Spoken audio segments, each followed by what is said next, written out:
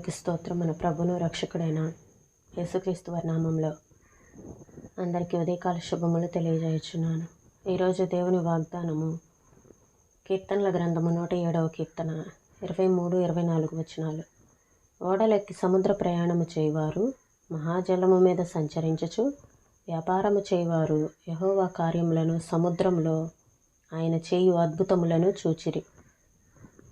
మనకి తుఫాను సమయంలో సముద్రయానం చేసే నౌకలకు వాటిల్లే ప్రమాదం చాలా గొప్పవి. మనం చూస్తూ ఉంటాము అలాంటివి. ఆ నౌకలకు ఎన్ని ప్రమాదాలు కలుగుతాయో, వాళ్ళు ఒక్కొక్కసారి ప్రాణాలు కోల్పోవాల్సి వస్తుంది.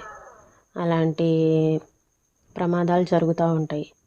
అలానే మన విశ్వాస జీవితంలో నౌకాయానంలో మనము పరలోకం అనే రేవును చేరేటప్పుడు పరలోక రేవును చేరటంలో కూడా అనేక ప్రమాదాలు ఇక్కట్లు ఉన్నాయి.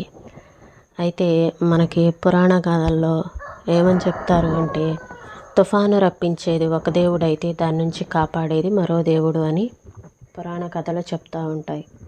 అయితే మనకి ఇక్కడ అలా కాదు. తుఫాన్లు రేపేది ఆయనే, వాటిని నిమ్మళింప చేసేది ఆయనే. అయితే గాలి ఎటువైపు వీస్తుంది అనేది మనము అంటే గాలి తూర్పుకు వీచినా, పడమరకి వీచినా, ఉత్తర దక్షిణాలకు వీచినా పర్వాలేదు. కానీ ఎటు వీచినా అది నౌకాశ్రయం దగ్గరికి నడిపించటానికి దాని సహాయం తీసుకోవచ్చు. అలానే మనం కూడా సముద్రము లోతులకి లోపలికి వెళ్ళాలి. పెనుగాలులకు, చిన్న చిన్న పెనుగాలులకు మనము భయపడకూడదు. విశ్వాస జీవితంలో లోతు ప్రదేశాలకు మమ్మల్ని నడిపించండి అని మనము దేవుణ్ణి ప్రార్థించాలి.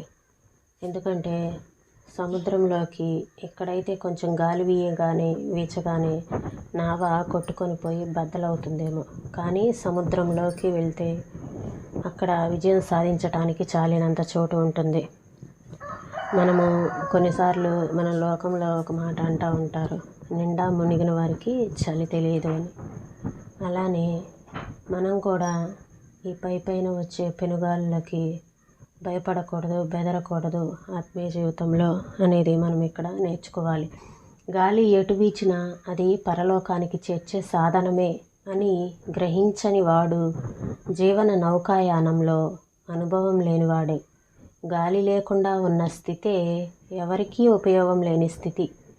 గాలి తూర్పుకి పడమరకి వీచినా, ఉత్తర దక్షిణాలకు వీచినా పర్వాలేదు. ఎటు వీచినా నావను నౌకాశ్రయం వరకు నడిపించడానికి దాని సహాయం తీసుకోవచ్చు. సముద్రంలో లోపలికి వెళ్ళిపోవాలి. పెనుగాలులకు భయపడకూడదు. మన ప్రార్థన ఇలా ఉండాలి: దేవా, సముద్రయానానికి మమ్మను పంపించు, లోతు ప్రదేశాలకు నడిపించు.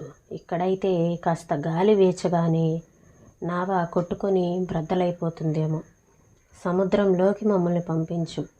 అక్కడైతే విజయం సాధించడానికి చాలినంత చోటు ఉంటుంది. శ్రమ వచ్చినప్పుడు మనకుండే విశ్వాసం మిగతా రోజుల్లో ఉండదు అని గుర్తుంచుకోండి.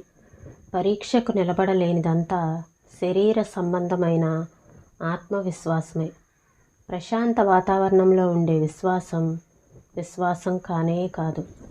ఈ మాటలను ప్రభువు మన వినికిల్లో దీవించునుగాక. ప్రార్థన చేసుకుందామండి. స్తోత్రం తండ్రి, పరిశుద్ధుడా, ప్రేమ కలిగిన దేవా, మీకు వందనాలు చెల్లిస్తున్నాం ప్రభా. మా విశ్వాస జీవితంలో మేము పరలోక రేవును చేరేటప్పుడు కూడా అనేక ప్రమాదాలు అయితే నా తండ్రి, వాటన్నిటిలో మీరు మాకు తోడుగా ఉండి మమ్మల్ని నడిపిస్తున్నారు ప్రభా. నీకు స్తోత్రాలు చెల్లిస్తున్నాం తండ్రి.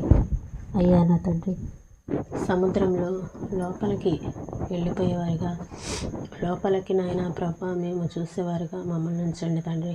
చిన్న చిన్న పెనుగాలులకు భయపడకుండా ఉండటానికి సహాయం చేయండి. లోతు ప్రదేశాలకి మమ్మల్ని నడిపించండి ప్రభా. అయ్యా నా తండ్రి, శ్రమ వచ్చినప్పుడు మిగతా రోజుల్లో ఉండే విశ్వాసం ఉండదు అని మీరు చెప్తున్నారు తండ్రి దేవా. అయ్యా నా తండ్రి, శ్రమలు వచ్చినప్పుడు ఉండేటువంటి విశ్వాసాన్ని మేము ఎల్లప్పుడూ కలిగి ఉండటానికి మాకు సహాయం చేయండి. అయితే పరీక్షకు నిలబడలేనిదంతా శరీర సంబంధమైన ఆత్మవిశ్వాసం అంటున్నారు ప్రభా. అయ్యా నా తండ్రి, పరీక్షలకు నా తండ్రి నేను నిలబడలేకపోతున్నాను దేవా. కొన్నిసార్లు అయ్యా శరీర సంబంధమైన ఆత్మవిశ్వాసమే కలిగి ఉన్నాం నాయన. లోతైన విశ్వాసంలోనికి మమ్మల్ని నడిపించండి ప్రభా. అయ్యా మీరే సహాయం చేయండి. మీ సన్నిధిని మాతో ఉంచండి ప్రభా.